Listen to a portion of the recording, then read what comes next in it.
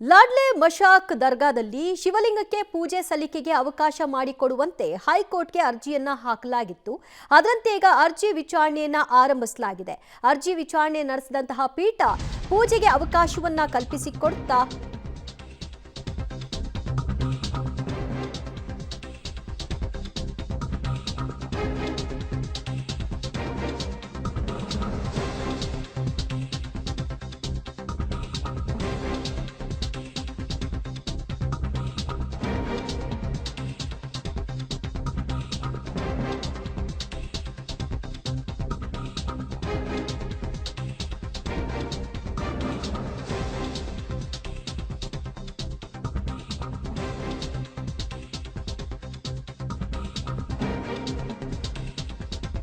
ಲಾಡ್ಲೆ ಮಶಾಕ್ ದರ್ಗಾದಲ್ಲಿ ಶಿವಲಿಂಗಕ್ಕೆ ಪೂಜೆ ವಿಚಾರಕ್ಕೆ ಸಂಬಂಧಪಟ್ಟ ಹಾಗೆ ಕೋರ್ಟ್ ಮೊರೆ ಹೋಗಲಾಗಿತ್ತು. ಇದೀಗ ಹೈಕೋರ್ಟ್ ಗ್ರೀನ್ ಸಿಗ್ನಲ್ ಅನ್ನ ಕೊಟ್ಟಿದೆ. ಲಾಡ್ಲೆ ಮಶಾಕ್ ದರ್ಗಾದಲ್ಲಿರುವ ರಾಘವ ಚೈತನ್ಯ ಶಿವಲಿಂಗಕ್ಕೆ ಪೂಜೆಯನ್ನ ಸಲ್ಲಿಸಬಹುದು ಅಂತ ಗ್ರೀನ್ ಸಿಗ್ನಲ್ ಅನ್ನ ಕೊಟ್ಟಿದೆ. ಇದು ಹಿಂದೂಗಳಿಗೆ ಮತ್ತೆ ಖುಷಿಯನ್ನ ತಂದಿದೆ. ಕಾರಣ ಹಿಂದೆಯೂ ಕೂಡ ಕೋರ್ಟ್ ಅನುಮತಿಯನ್ನ ಕೊಟ್ಟಿತ್ತು, ಷರತ್ತುಗಳನ್ನ ವಿಧಿಸುವ ಮೂಲಕವಾಗಿ ಅದು ಸಮಯದ ಒಂದು ಮಿತಿಯನ್ನು ಹಾಕಿತ್ತು. ಅದರಂತೆ ಈ ಬಾರಿಯೂ ಕೂಡ ನಾಳೆ ಮಧ್ಯಾಹ್ನ 2 ಗಂಟೆಯಿಂದ ಸಂಜೆ 6 ಗಂಟೆಯವರೆಗೂ ಪೂಜೆಯನ್ನ ಸಲ್ಲಿಸಬಹುದು ಅಂತ ಹೇಳಿದೆ. ಮತ್ತು ಈ ಹಿಂದೆ 15 ಮಂದಿ ಹೋಗಿ ಪೂಜೆ ಮಾಡಿ ಅಂತ ಹೇಳಿತ್ತು. ಆಸ್ ಇಟ್ ಈಸ್ ಈಗಲೂ ಕೂಡ ಅನುಮತಿಯನ್ನ ಕೊಟ್ಟಿರುವಂತೆ ಕಾಣಿಸ್ತಾ ಇದೆ. ಹೈಕೋರ್ಟ್ ಒಟ್ಟಾರೆಯಾಗಿ ಹಿಂದೂಗಳು ನಾಳೆ ಮಹಾಶಿವರಾತ್ರಿ ಹಬ್ಬವನ್ನ ಆಚರಣೆ ಮಾಡೋದಕ್ಕೆ ಸ್ಪೆಷಲಿ ಲಾಡ್ಲೆ ಮಶಾಕ್ ದರ್ಗಾದಲ್ಲಿ ಶಿವಲಿಂಗ ಇದೆ, ಅದಕ್ಕೆ ಪೂಜೆಯನ್ನ ಸಲ್ಲಿಸಬೇಕು ಅನ್ನುವಂತ ಹಿನ್ನೆಲೆಯಲ್ಲಿ ಈ ಅರ್ಜಿಯನ್ನ ಹೈಕೋರ್ಟ್ಗೆ ಹಾಕೊಂಡಿದ್ರು.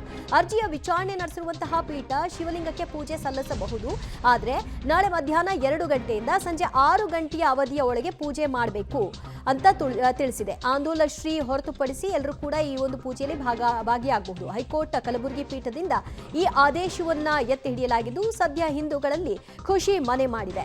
ಲಾಡ್ಲೆ ಮಶಾಕ್ ದರ್ಗಾದಲ್ಲಿ ಪೂಜೆ ಮಾಡೋ ವಿಚಾರಕ್ಕೆ ಸಂಬಂಧಪಟ್ಟ ಹಾಗೆ ಪದೇ ಪದೇ ಕೋರ್ಟ್ಗೆ ಹೋಗಿ ಅಲ್ಲಿ ಶಿವಲಿಂಗ ಇದೆ, ಅಲ್ಲಿ ಪೂಜೆ ಮಾಡಬೇಕು, ಹಿಂದೂಗಳು ಪೂಜೆ ಮಾಡುವಂತಹ ಸ್ಥಳ ಅದು ಅಂತ ಹೇಳಿ ಕೋರ್ಟ್ನಿಂದ ಅನುಮತಿ ಪಡೆದೇ ಪೂಜೆ ಮಾಡಬೇಕಾದಂತಹ ಅನಿವಾರ್ಯತೆ ಇದೆ. ಈಗಾಗಲೇ ಇದಕ್ಕೆ ಸಂಬಂಧಪಟ್ಟ ಹಾಗೆ ಕೋರ್ಟ್ ಒಂದು ಕಮಿಟಿ ಕೂಡ ಮಾಡಿದೆ.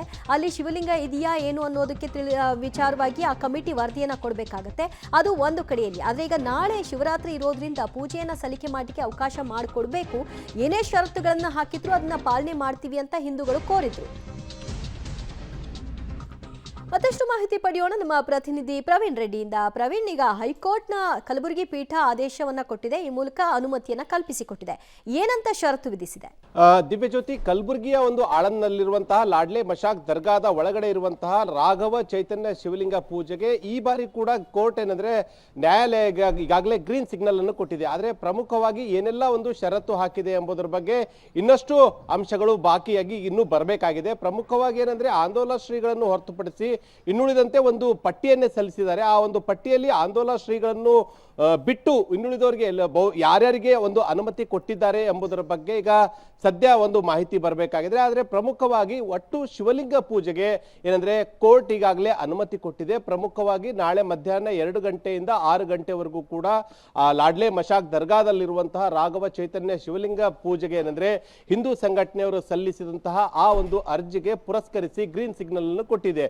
ಇನ್ನು ಕಳೆದ 4 ವರ್ಷಗಳ ಹಿಂದೆ ಏನಂದ್ರೆ ಆ ಒಂದು ರಾಘವ ಚೈತನ್ಯ ಶಿವಲಿಂಗಕ್ಕೆ ಏನಂದ್ರೆ ಅಪವಿತ್ರವನ್ನು ಮಾಡಿದ್ರು. ಅದಾದ ಬಳಿಕ ಅಂದಿನಿಂದಲೂ ಕೂಡ ಪ್ರತಿ ಬಾರಿ ಶಿವರಾತ್ರಿ ಬಂದ್ರೆ ಸಾಕು ಹಿಂದೂ ಸಂಘಟನೆಯವರು ಆ ಒಂದು ಶಿವಲಿಂಗಕ್ಕೆ ಏನಂದ್ರೆ ಪೂಜೆ ಮಾಡೋದಕ್ಕೆ ಕೋರ್ಟ್ಗೆ ಬರ್ತಾ ಇರೋದು ಈಗ ಕಾಮನ್ ಆಗ್ಬಿಟ್ಟಿದೆ. ಸೊ ಈ ವರ್ಷ ಕೂಡ ಅದೇ ರೀತಿಯಾಗಿ ಕೋರ್ಟ್ ಮೊರೆ ಹೋದಂತಹ ಸಂದರ್ಭದಲ್ಲಿ ಅಲ್ಲಿನ ನ್ಯಾಯಾಧೀಶರು ಏನಂದ್ರೆ ಪ್ರಮುಖವಾಗಿ ಒಂದು ಕಮಿಟಿಯನ್ನು ಮಾಡಿದ್ರು. ಆ ಕಮಿಟಿಯ ಪ್ರಮುಖ ಆ ಒಂದು ಸ್ಥಳ ಒಂದು ವೀಕ್ಷಣೆ ಮಾಡಬೇಕು. ಸ್ಥಳ ವೀಕ್ಷಣೆ ಮಾಡಿ ಲಾಡ್ಲೆ ಮಶಾಕ್ ದರ್ಗಾದಲ್ಲಿ ನಿಜವಾಗ್ಲೂ ಕೂಡ ಶಿವಲಿಂಗ ಇದೆಯಾ ಅಂದ್ರೆ ಅನ್ನೋದ್ರ ಬಗ್ಗೆ ಒಂದು ವರದಿಯನ್ನು ಕೊಡ್ಲು ಕೂಡ ಏನಂದ್ರೆ ಆ ಒಂದು ಕಮಿಟಿಗೆ ತಿಳಿಸಿತ್ತು. ಸೊ ಆ ಒಂದು ಕಮಿಟಿ ಏನಂದ್ರೆ ನಿನ್ನೆ ಆ ಒಂದು ಲಾಡ್ಲೆ ಮಶಾಕ್ ದರ್ಗಾಗೆ ಹೋಗಿ ಏನಂದ್ರೆ ವಿಸಿಟ್ ಮಾಡಿ ಒಂದಿಷ್ಟು ಅಂಶಗಳನ್ನು ಕೋರ್ಟ್ ಗಮನಕ್ಕೆ ತಂದಿತ್ತು. ಸೊ ಇವತ್ತು ಏನಂದ್ರೆ ಕೋರ್ಟ್ ಸದ್ಯ ಈ ವರ್ಷ ಕೂಡ ಏನಂದ್ರೆ ಆ ಒಂದು ಲಾಡ್ಲೆ ಮಶಾಕ್ ದರ್ಗಾದ ಶಿವಲಿಂಗ ಪೂಜೆಗೆ ಗ್ರೀನ್ ಸಿಗ್ನಲ್ ಅನ್ನು ಕೊಟ್ಟಿದೆ.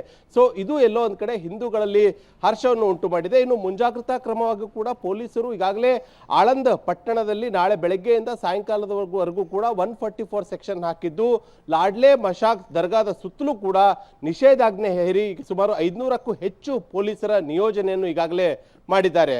ದಿವ್ಯ ಜ್ಯೋತಿ, ಆಂದೋಲ ಶ್ರೀಗಳನ್ನ ಈ ಪೂಜೆಯಿಂದ ಹೊರಗಿಡೋದಕ್ಕೆ ಏನ್ ಕಾರಣ ಕೊಡ್ಲಾಗಿದೆ ಪ್ರವೀಣ್?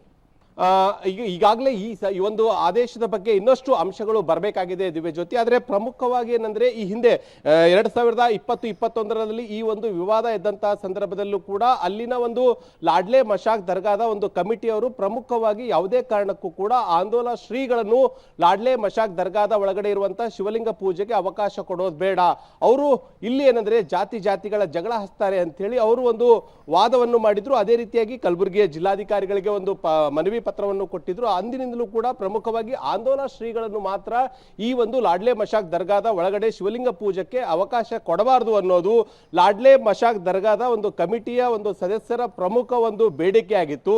ಅದಾದ್ರೂ ಕೂಡ ಪ್ರತಿ ಬಾರಿ ಕೂಡ ಈ ಒಂದು ಅಂದ್ರೆ ಶಿವರಾತ್ರಿ ಹಬ್ಬದಂದು ಅಂದ್ರೆ ಈ ರೀತಿ ಗ್ರೀನ್ ಸಿಗ್ನಲ್ ಕೊಟ್ಟಂತಹ ಸಂದರ್ಭದಲ್ಲಿ ಆಂದೋಲ ಶ್ರೀಗಳ ನೇತೃತ್ವದಲ್ಲೇ ಆ ಒಂದು ರಾಘವ ಚೈತನ್ಯ ಶಿವಲಿಂಗಕ್ಕೆ ಪೂಜೆ ಆಗ್ತಾ ಇತ್ತು.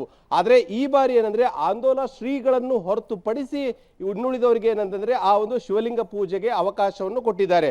ಇನ್ನು ಕಳೆದ ವರ್ಷ ನಾವು ನೋಡೋದಾದ್ರೆ ಒಟ್ಟು 15 ಜನರಿಗೆ ಅವಕಾಶವನ್ನು ಕೊಡಲಾಗಿತ್ತು. ಅಂದ್ರೆ 15 ಜನ ಹಿಂದೂಗಳಿಗೆ ಅಲ್ಲಿ ಹೋಗಿ ಅಂದ್ರೆ ರಾಘವ ಚೈತನ್ಯ ಶಿವಲಿಂಗ ಪೂಜೆಗೆ ಅವಕಾಶ ಅಂದ್ರೆ ಪೂಜೆಗೆ ಮಾಡಿ ಬರಲು ಅವಕಾಶ ಕೊಡಲಾಗಿತ್ತು. ಅದೇ ರೀತಿಯಾಗಿ ಒಂದಿಷ್ಟು ಜನ ಮುಸ್ಲಿಂ ಸದಸ್ಯರಿಗೂ ಕೂಡ ಏನಂದ್ರೆ ಆ ಒಂದು ರಾಘವ ಚೈತನ್ಯ ಅಂದ್ರೆ ಲಾಡ್ಲೆ ಮಶಾಕ್ ದರ್ಗಾದಲ್ಲಿ ಹೋಗಿ ನಮಾಜ್ ಮಾಡಲು ಅನುಮತಿ ಕೂಡ ಕೊಡಲಾಗಿತ್ತು. ಆದರೆ ಇದೇ ಮೊದಲ ಬಾರಿಗೆ ಏನಂದ್ರೆ ಆಂದೋಲ ಶ್ರೀಗಳನ್ನು ಮಾತ್ರ ಆ ಒಂದು ಲಾಡ್ಲೆ ಮಶಾಕ್ ದರ್ಗಾದ ಒಳಗಡೆ ಇರುವಂತಹ ಶಿವಲಿಂಗ ಪೂಜೆಗೆ ಕೋರ್ಟ್ ಏನಂದ್ರೆ ಈಗ ನಿರಾಕರಿಸಿದ್ದು. ಅವರ ಮೇಲೆ ಒಂದಿಷ್ಟು ಅಂದ್ರೆ ನಿಷೇಧ ಹೇರಿರೋದು. ಈಗ ಹಿಂದೂ ಸಂಘಟನೆಗಳಲ್ಲಿ ಒಂದು ಕಡೆ ಪೂಜೆಗೆ ಅವಕಾಶ ಕೊಟ್ಟಿರೋದು ಖುಷಿ ತಂದ್ರೆ, ಆಂದೋಲ ಶ್ರೀಗಳನ್ನು ಆ ಪೂಜೆಗೆ ಅವಕಾಶ ಕೊಡದೇ ಇರೋದು ಎಲ್ಲೊಂದ್ ಕಡೆ ಒಂದು ನಿರಾಸೆ ತರಿಸಿದೆ ಅಂತಾನೆ ಹೇಳ್ಬೋದು. ದಿವ್ಯಜ್ಯೋತಿ, ಥ್ಯಾಂಕ್ ಯು ಪ್ರವೀಣ್ ರೆಡ್ಡಿ ನಿಮ್ಮೆಲ್ಲ ಮಾಹಿತಿಗೆ. ಸದ್ಯ ನಾಳೆ ಮಹಾಶಿವರಾತ್ರಿಯಂದು ಪೂಜೆ ನೆರವೇರಿಸಲಿಕ್ಕೆ ಈಗ ಅವಕಾಶವನ್ನ ಮಾಡಿಕೊಟ್ಟಿರೋದ್ರಿಂದ ಸಹಜವಾಗಿ ಅರ್ಜಿ ಹಾಕೊಂಡವರಲ್ಲಿ ಮತ್ತು ಹಿಂದೂಗಳಲ್ಲಿ ಖುಷಿ ಮನೆ ಮಾಡಿದೆ. ನಾಳೆ ಲಾಡ್ಲೆ ಮಶಾಕ್ ದರ್ಗಾದಲ್ಲಿರುವಂತಹ ಶಿವಲಿಂಗಕ್ಕೆ 15 ಮಂದಿಯ ಅಥವಾ ಏನ್ ಹೇಳಿದೆ ಅನ್ನೋದು ಇನ್ನೂ ಕೂಡ ಎಕ್ಸಾಕ್ಟ್ ಆಗಿ ಗೊತ್ತಾಗಬೇಕಾಗಿದೆ, ಆದೇಶದಲ್ಲಿ ಏನ್ ಬಂದಿದೆ ಅಂತ. ಬಟ್ ಮಧ್ಯಾಹ್ನ 2 ಗಂಟೆಯಿಂದ ಸಂಜೆ 6 ಗಂಟೆಯ ಒಳಗಾಗಿ ಪೂಜೆಯನ್ನ ನೆರವೇರಿಸಬೇಕು, ಶಾಂತಿಯುತವಾಗಿ ಪೂಜೆ ನೆರವೇರಲಿ ಅನ್ನುವಂತಹ ಅನುಮತಿಯನ್ನ ಕೋರ್ಟ್ ಕಲ್ಪಿಸಿರೋದ್ರಿಂದ ಸಹಜವಾಗಿ ಈಗ ನಾಳಿನ ಬಿಗಿ ಭದ್ರತೆ ವಿಷಯವಾಗಿ ಪೊಲೀಸರು ಕೂಡ ಹೆಚ್ಚಿನ ಗಮನವನ್ನು ಹರಿಸ್ತಾ ಇದ್ದಾರೆ. ಲಾಸ್ಟ್ ಟೈಮ್ ಕೂಡ ಹೆಚ್ಚುವರಿ ಭದ್ರತೆಯನ್ನ ನಿಯೋಜನೆ ಮಾಡೋ ಮೂಲಕವಾಗಿ ಆದರೆ ಹಿಂದಿನ ವರ್ಷಗಳಲ್ಲಿ 2021-22ರಲ್ಲಿ ಆದಂತಹ ಕಹಿ ಘಟನೆಯ ಆಗದೇ ಇರೋ ಹಾಗೆ ಎಲ್ಲ ವ್ಯವಸ್ಥೆಯನ್ನ ಮಾಡ್ಕೊಳ್ತಾರೆ.